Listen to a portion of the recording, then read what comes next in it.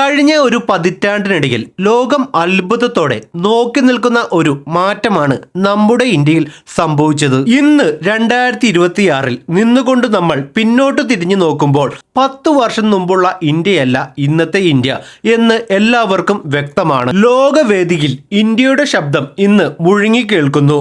ആ വലിയ സാമ്പത്തിക കുതിപ്പിന്റെ പിന്നിലെ രഹസ്യവും വരാനിരിക്കുന്ന വെല്ലുവിളികളും നമുക്ക് നോക്കിയാൽ 2027 ഇന്ത്യ ലോകത്തിലെ 3ാമത്തെ സാമ്പത്തിക ശക്തിയാകും. 10 വർഷം മുമ്പ് ലോകത്തിലെ 10 വലിയ സമ്പദ് വ്യവസ്ഥകളുടെ പട്ടികയിൽ ഇന്ത്യ 10ാം സ്ഥാനത്തായിരുന്നു.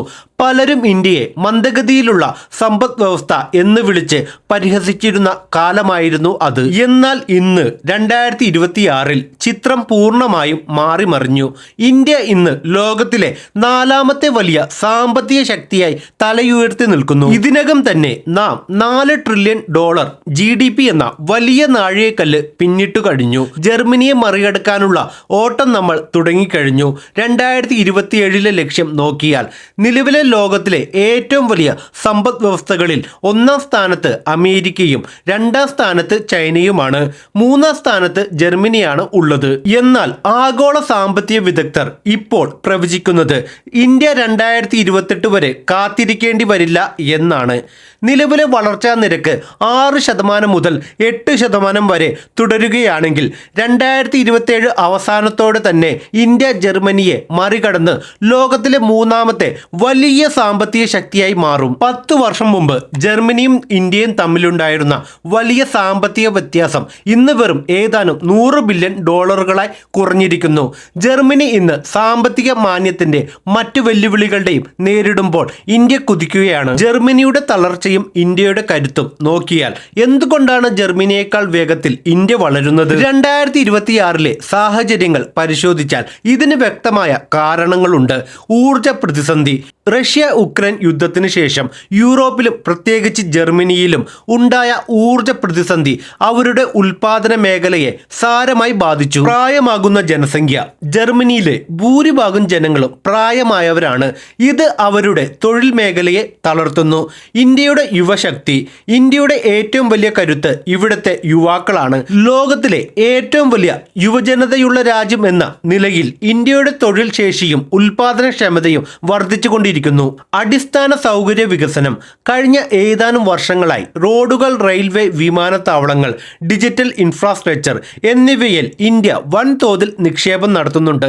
2025-26 പ്രതിരോധം, ഉൽപാദനം എന്നീ മേഖലകളിൽ വലിയ കുതിച്ചുചാട്ടമാണ് നാം കാണുന്നത്. IMF പ്രവചനം. അന്താരാഷ്ട്ര നാണയനിധി നൽകുന്ന കണക്കുകൾ പ്രകാരം ജർമ്മനിയും ഇന്ത്യയും തമ്മിലുള്ള മത്സരം ഇങ്ങനെയാണ്. 2025 ഇന്ത്യയുടെ GDP ഏകദേശം $4.18 ട്രില്യൺ ജർമ്മനിയുടേത് $4.75 ട്രില്യൺ ആയിരുന്നു.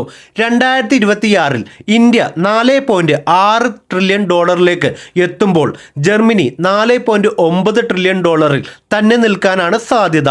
2027 ഇന്ത്യ $5.7 ട്രില്യൺ കുതിക്കുമ്പോൾ ജർമ്മനി $5.8 ട്രില്യൺ തുടരും.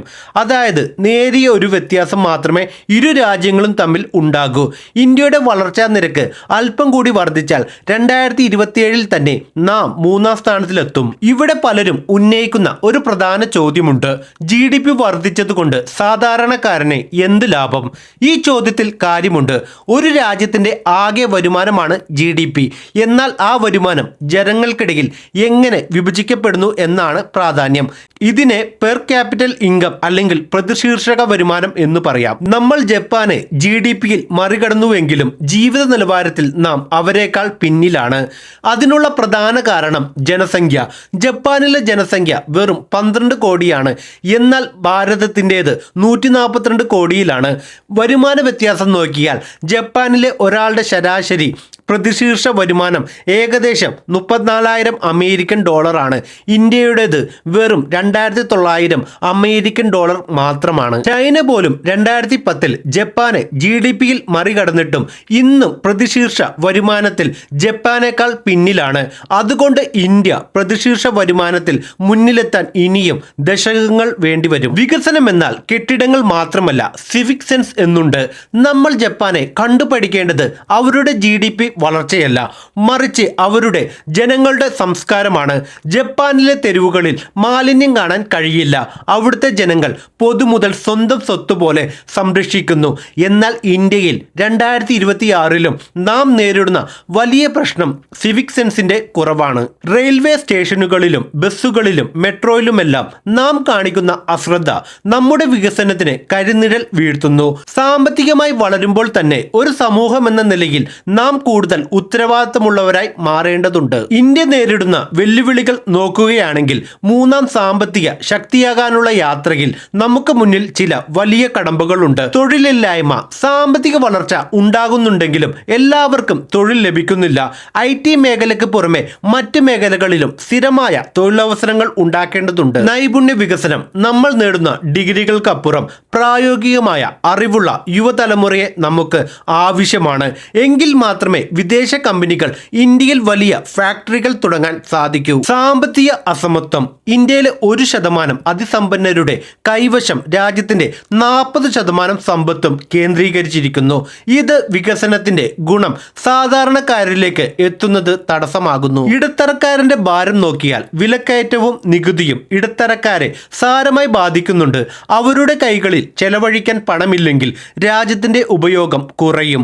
അത് സമ്പദ് വ്യവസ്ഥയെ ബാധിക്കും. അന്താരാഷ്ട്ര റിപ്പോർട്ടുകൾ പ്രകാരം 2030 ഇന്ത്യയുടെ പ്രതിശീർഷ വരുമാനത്തിൽ വലിയ വർധനവ് ഉണ്ടാകും. 2047 അതായത് സ്വാതന്ത്ര്യത്തിന്റെ 100ാം വാർഷികത്തിൽ ഇന്ത്യ ഒരു വികസിത രാഷ്ട്രം, ഹൈ ഇൻകം കൺട്രിയായി മാറാനാണ് നാം ലക്ഷ്യമിടുന്നത്.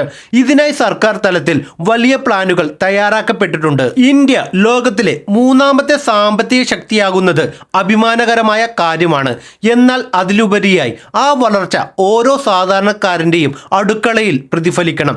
പാവപ്പെട്ടവനും ഇടത്തരക്കാരനും മെച്ചപ്പെട്ട ജീവിതം നയിക്കാൻ കഴിയുമ്പോഴാണ് രാജ്യം യഥാർത്ഥത്തിൽ പുരോഗമിക്കുന്നത്. നിങ്ങളുടെ അഭിപ്രായം എന്താണ്? 2027 തന്നെ ഇന്ത്യ ജർമ്മനിയെ മറികടക്കുമെന്ന് നിങ്ങൾ കരുതുന്നുണ്ടോ? നമ്മുടെ നാട്ടിലെ തൊഴിലില്ലായ്മ പരിഹരിക്കാൻ എന്താണ് ചെയ്യേണ്ടത്? നിങ്ങളുടെ വിലപ്പെട്ട അഭിപ്രായങ്ങൾ താഴെ കമന്റായി എഴുതുക. ഈ വീഡിയോ നിങ്ങൾക്ക് ഇഷ്ടമായെങ്കിൽ ലൈക്ക് ചെയ്യുക. കൂടുതൽ ആളുകളിലേക്ക് ഈ വിവരങ്ങൾ എത്തിക്കാൻ വീഡിയോ ഷെയർ ചെയ്യുക.